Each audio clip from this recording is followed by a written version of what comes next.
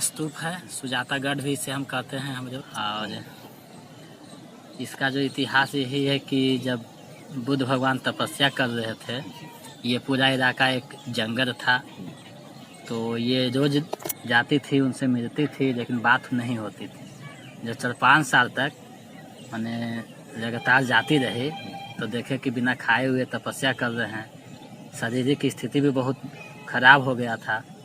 तो एक दिन सोची कि चले मनाते हैं, इससे बड़ा भगवान कोई नहीं। वही खीर बनाती है, यही कुटिया था सुजाता का, और खीर लेके जाती है। अब बुद्ध को कहते कि प्रभु खीर खा लीजिए।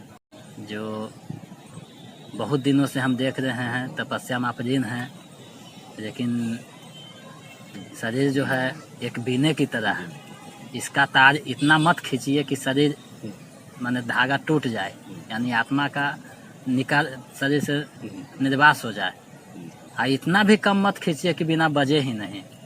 इसलिए मध्यम मार्ग को अपनाइए और खीर खा लीजिए। उसी वक्त बुद्ध भगवान को ज्ञान की प्राप्ति होती है और खीर को खाते हैं और मध्यम मार्ग को अपनाकर बौद्ध धर्म का स्थापना करते हैं और पूरे विश्व में बौद्ध धर्म का जो है प्रचार करते हैं। वही कुटिया जो सुजाता खा था, तो वहाँ के यहाँ जब मगध का ये शासक आए तो फिर इसको बनवाते हैं, सुजातागढ़ नाम देते हैं। उसी दिन से ये सुजातागढ़ के नाम से प्रसिद्ध हो जाता है। यही तो हमारा बिहार का इतिहास है, जिसको सरकार अनदेखा कर रही। विकास की ज़रूरत है। कुछ विदेश से लोग आते हैं, लेकिन अपना देश के लोग नहीं इसको मानते। ये ऐतिहासिक धरोहर कहा जाता है ना कि दूध के धोर सुहावन रखता है, घर के मुर्गीदार बराबर वही है। हम लोग इनको नहीं जान रहे हैं, विदेश से आ रहा है यहाँ मोक्ष की प्राप्ति के लिए। यूनेस्को द्वारा इनको विश्व यूनेस्को की सूची में शामिल। हाँ, बताइए। अगर जितना बोधगया से इनकम होता है, अगर बोधगया में लगा दिया जाए तो बोधगया को बहुत सुसज्जित शहर बना दिया जाए। लेकिन खर्चा सरकार करती नहीं हो, तो अपना माने कि भरने में है खजाना, खर्चा करेगी तब ना विकास होगा। यहाँ का धरती में कुछ तो है जो गौतम बुद्ध बताया। आदमी को जो भगवान बना दिया, तो उससे बड़ा क्या है। ये धरती में तो इतना गुण है कि एक साधारण आदमी को भगवान बना दिया। अब समझ सकते हैं कि इसका कितना माने सिद्धार्थ में कितना बुद्ध बना दिया। सिद्धार्थ को भगवान बुद्ध बना दिया। इटखोरी जो था ना जगह, फर्स्ट बार वहीं बैठे थे ध्यान मुद्रा में, लेकिन वहाँ ध्यान नहीं तो उनका माँ जी आ गई, बेटा ये भग्न हो गया। तो वहीं से जो पहली अंतिम बार बुद्ध वहीं दिखे थे, इसलिए नाम इटखोरी नाम हो गया। वहीं से भुला गए, इटखोरी माने वहाँ से भुलाना ही होता है। तो वहाँ से इसलिए उस जगह का नाम इटखोरी है। वहाँ पे भी बौद्ध का बहुत अच्छा, आप भद्रकाली मंदिर गए हैं? आप भद्रकाली मंदिर मैंने कहा यहाँ जाना, वहाँ पर भी जो है बौद्ध का पुरातात्विक खोज द्वारा बौद्ध का भी वहाँ स्थल मिले था ना कि जैसे ये सब पूरा एक ही जंगल में था। ये जंगल जैसे इटखोरी हो गया, ये सब एक ही जंगल में था। तो जैसे वो जंगल से वहाँ से उठे फिर नहा के बैठे जंगल में, जैसे पूरा घनघोर जंगल था ना। अब ना हो गया, शहर बस गया। ये वो जब आधुनिकता के दौर में आए तो जंगल कट गया और गांव शहर बस गया।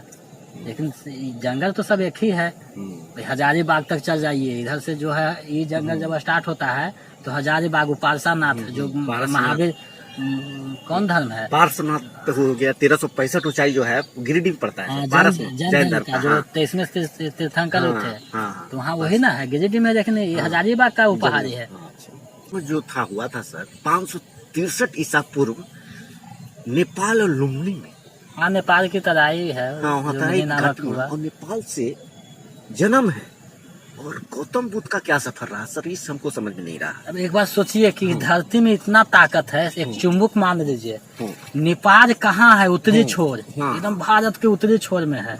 वहाँ से इनका जो बोधगया का सौंदर्य है, जंगल का जो सौंदर्य है, कुछ तो कारण रहा होगा। क्योंकि वहाँ से खींच करके किसी को मन को जाना और एक साधारण आदमी को भगवान बना देना, इस मिट्टी का ये पावन दिखाता है कि कितना शक्ति, चुंबक से भी ज्यादा आकर्षण है। क्योंकि ये उत्तरी छोर में है और बीच में ये बोधगया आ जाती है मध्य में। और वहाँ से खींच के लाना, यहाँ एक साधारण आदमी को माने विश्व में एक बहुत प्रफुल्लित धर्म माना गया है। इसका विकास बहुत ज्यादा हुआ बौद्ध धर्म का, और हर एक राजघराना इसको अपनाया है।